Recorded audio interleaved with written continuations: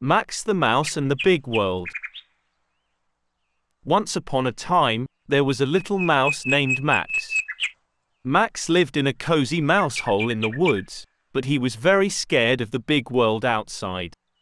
He had heard stories about humans and other animals that were mean and dangerous, and he was afraid to leave his mouse hole. One day, Max's mother told him that he needed to gather some food for the winter. "Max," she said, "the world is not as scary as you think. There are many friendly animals and humans out there who will be happy to help you." Max was nervous, but he trusted his mother and set out into the big world. As Max walked through the forest, he came across a group of birds. "Hello, little mouse," chirped the birds. "Where are you going?" Max told the birds that he was gathering food for the winter, and the birds offered to help him. "We know where all the best berries and nuts are," they said. "Come with us." Max was still a little scared, but the birds were so friendly that he agreed to go with them. They flew from tree to tree, gathering nuts and berries, and Max realized that the world was not as scary as he thought.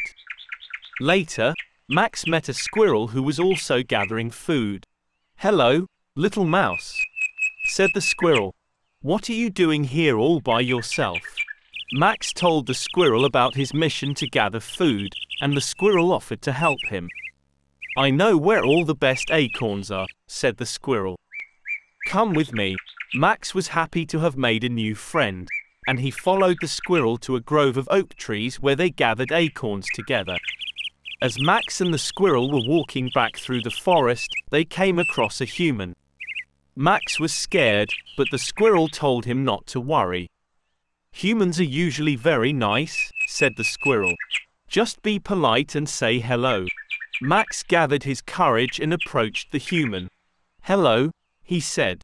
The human smiled and said, "Hello, little mouse. What are you up to today?"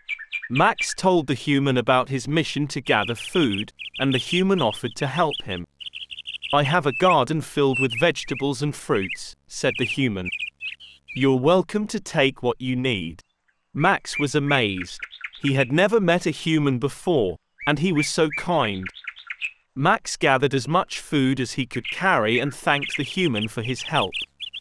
Finally, Max returned to his mouse hole, where his mother was waiting for him. "Max," she said, "look at all the food you gathered. You did a great job."